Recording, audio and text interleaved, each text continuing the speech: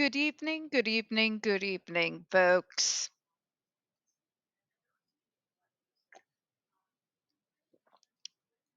Welcome to this evening's second front load and another episode of Spilling Tea. I'm your host, Tiffany Daniels, and we are going back to that horrible world known as the JRC. But before we do the usual disclaimers, tiny rant, itty bitty, itty bitty. So you can't hear it, thankfully, through the headphones, but I'm sitting there having to listen to, well, Biden is trailing behind Trump. Couple of things. Biden's in a weak position because he put himself in a weak position. It wasn't that difficult for him to remain just that slightly more popular than Trump. Because we still live in a world where a good majority of us would literally rather elect the snail that's on the outside of the sidewalk when it rains rather than Donald Trump sitting in the Oval Office again. Biden had an opportunity in the horrific atrocities that are occurring in the Middle East to look like he had a backbone, and he failed.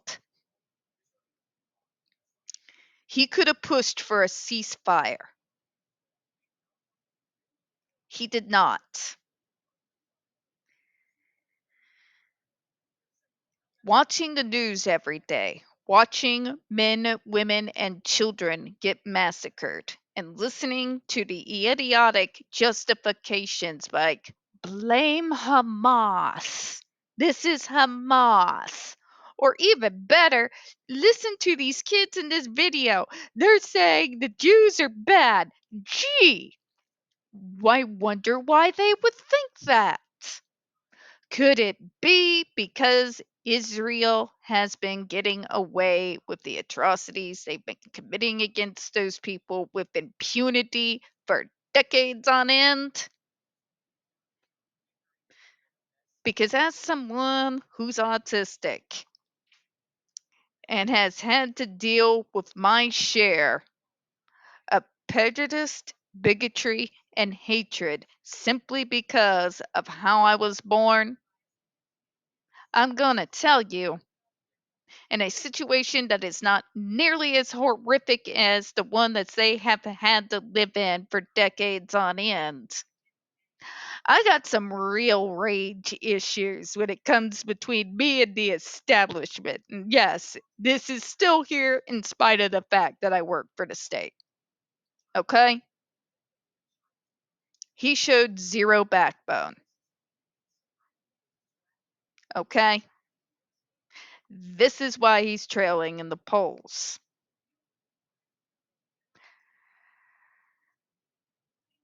Now, what makes this more idiotic is the fact that I know for a fact that Trump is looking to enact the same crap that was back in place since literally before the year I graduated high school.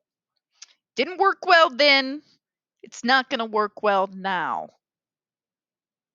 It really is in a way that has never been quite so clear before, choosing between two evils. This is where we are at now.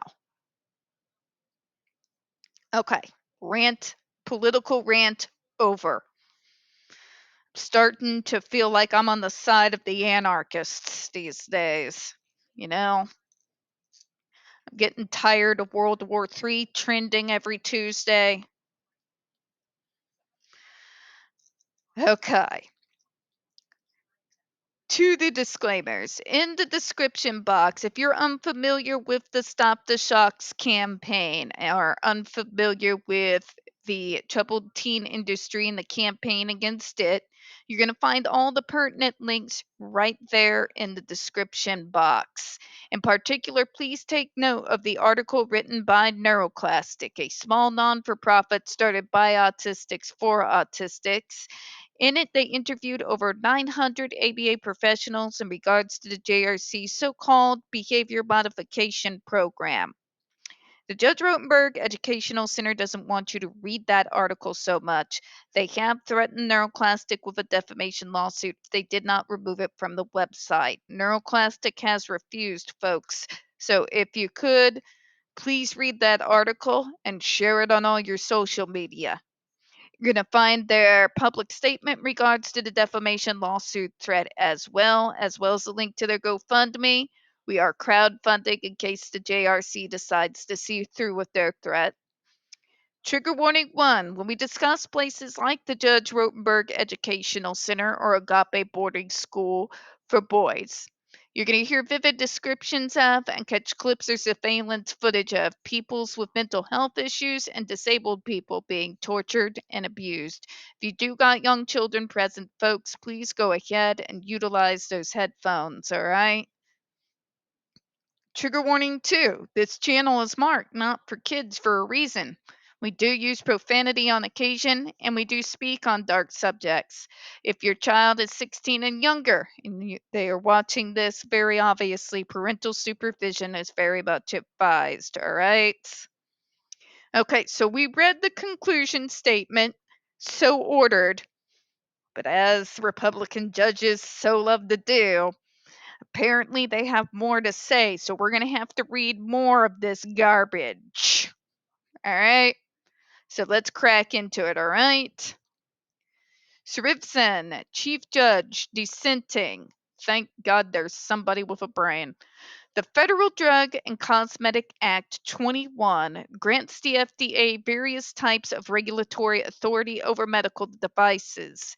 The agency, for instance, may classify devices as Class 1, Class 2, or Class 3 devices, depending on the degree of risk the device poses. The riskier the device, the greater the FDA's power to regulate it. Somebody has coherent sense. Oh my God. I need to send this one a fruit basket.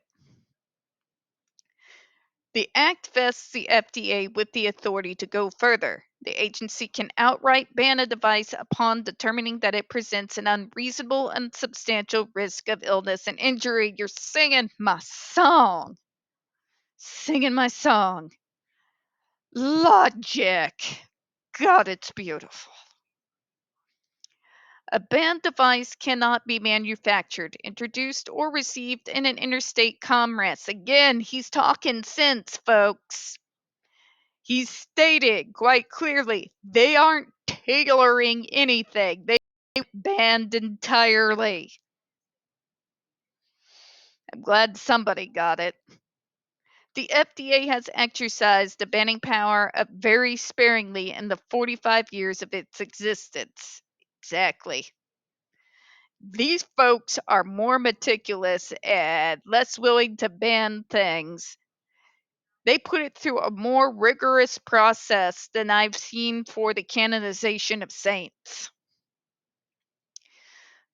That's saying something. Because if you guys don't know what all goes into that, look it up sometime. It's insane.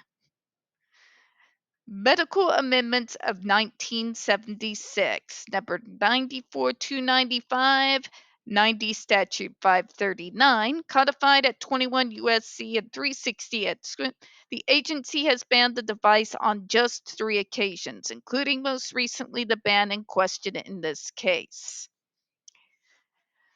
Oh, God. I love it when logic and sense meets. I'm actually going to make this a shorter video so that the last video I'm going to do of the night is going to be one that it has logic and coherent sense. But this one judge who's dissenting here is saying is everything that we have already stated. That in banning the GED device, the FDA was absolutely acting within the capacity and using the authority that has been invested in it by Congress. He also states very clearly, which we have been arguing throughout this entire thing, that they are in no way tailoring as has been accused throughout the entirety of the rest of this nonsensical article and decision we've been reading so far, what the device can be used for. It's banning it outright. It's banning it, literally its manufacture, its use, everything. All right? It is banning it because in the years and years and years of hearing with ER document off of ER document off of ER document on top of DESI report off of DESI report off of DESI report off of surveillance video after surveillance video after surveillance video, they have determined exactly what he's stating here. That it is presents an unreasonable or substantial risk of illness or injury, which has been proven beyond a shadow of any doubt. So before I close this very quick video here, I just want to take a moment to just breathe in that sane air that this judge is just letting out.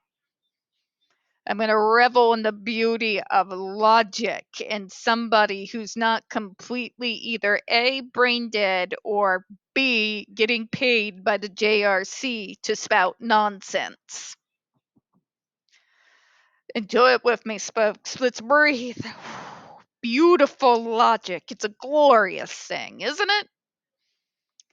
All right, we're going to save the rest of this logical, coherent argument for the last video of the night.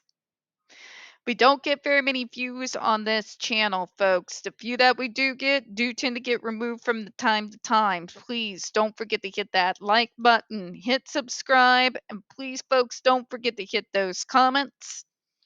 I do appreciate your time this evening. And as always, folks, we here at Spilling Tea hope you have a good one.